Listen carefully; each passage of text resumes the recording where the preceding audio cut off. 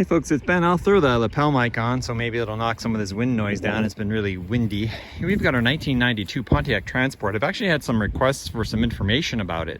So the two things we're going to cover in this video is we're going to take off the spare tire, and we're also going to do some research on the bench seat.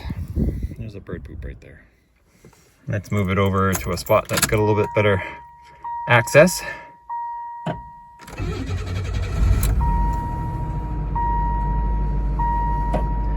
Thing I learned is that this is not a gauge, it's a switch. So that might affect the sender. I'll have to find out more about that. But I didn't actually read oil pressure, it just is a yes or no question. My Caprice has that, my 94. So the question is how many of you who have an APV or Silhouette or Transport have ever actually dropped the spare tire? Well, let's find out about that by doing it here. So we have our jack. Previous owner has actually never lowered the original spare, I'm told. So let's go ahead and give that a try. So we have our bracket here. And we have our jack. So it's just a standard Space Saver jack from GM. You have your instruction kit as to where to jack it and a cute little picture of a van. So we're not gonna worry about that much, except those aren't there anymore. Those have kind of rusted away. But what we really care about is we have this cool patch. Is this anything? Nope, just goes through.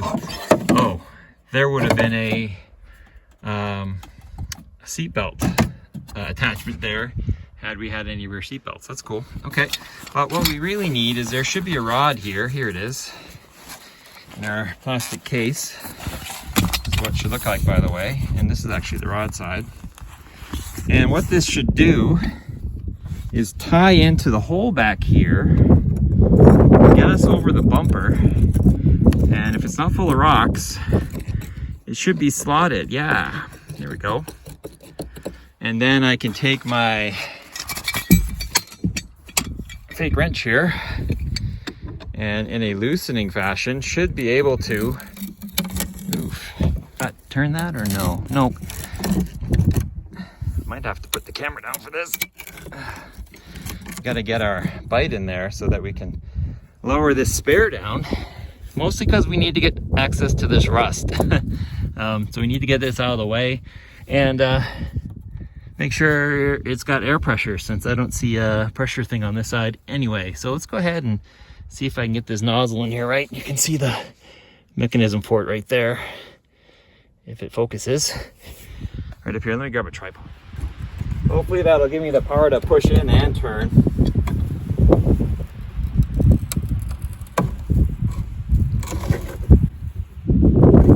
Hey, we're turning. So let me move you downstairs here.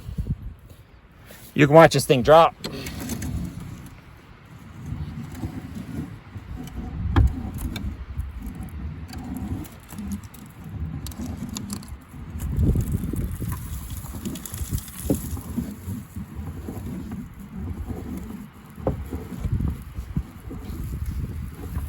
That was super fast, actually.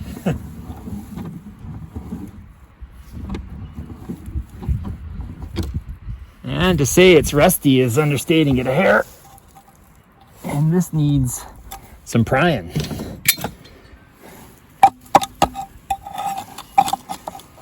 These two bits of metal have been together for way too long.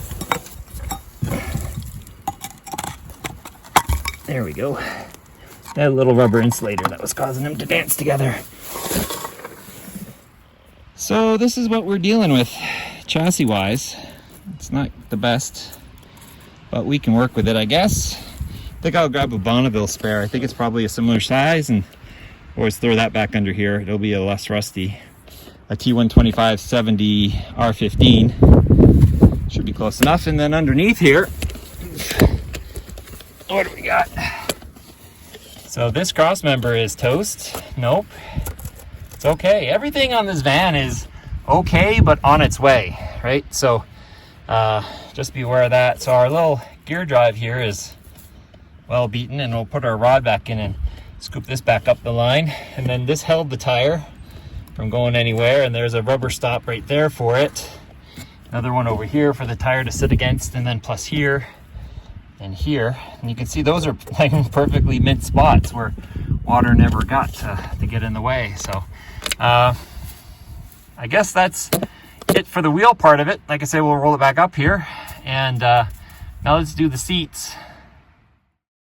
The other question I get asked is, will a bench seat fit in a non-bench van? Of course, the answer is yes. It uses the same mounting points as the 3 buckets across to actually make that connection. So it doesn't use all of them, obviously, but it does use enough of them that you can get insertion of that into your van. So if you happen to be at a salvage yard and you can pick up a bench seat, that would be pretty cool. Now, that being said, it's not overly practical, mostly because the bench seat does not get out of the way like a bench, like the individuals do. In fact, I guess you could push to lock, and I guess you could fold it all forward. So I guess, yeah, it's technically fine. Roll it up like that. You have access to your 2 back seats, and you have your bench seat that you can then lay down. You just can't have 2 people in there and do this. You have to think ahead a little bit. But yeah, the lap belts and all that work fine. You just have to plan ahead. But yes, the bench seat will work in a non-bench seat van. However, it's not the same the other way. And I guess the issue is plain as day. I don't even have to bring my seat over. There's no place where there's 4 connectors together. So where we would have the back connectors for that seat, these 2 are here, but there's no front connectors. Another rear one here, and then 2 front connectors, but we're missing that other one here. So there's just not enough in-floor connectors to make that happen. Now, are they in the floor somewhere? Well, we'll pull the carpet eventually and find out, but for now, we're not going to worry about it. But the answer is no. You can't put bucket seats in your bench seat van without some sort of modification. I know from being clipped on the end there, it was clipped to the end, all the way to the over here, we're about 54.5 inches wide from side to side. It's as wide as this van gets, honestly. So that would be the question is, could an Astro support that sort of width? I'm sure it could, but it'd be a question to tape measure and find out. But yep, it'll fit. No, buckets won't fit in a bench. And this is not easy to carry. It's quite heavy, but we'll carry it back over to the other van. So a little tidbit, I'm looking at the door pins on this door, and I'm like, well, what wiring could possibly be going to this door? It's manual windows, manual door locks, the door switch, which is rusty, is right here. So what's in this thing? Nothing.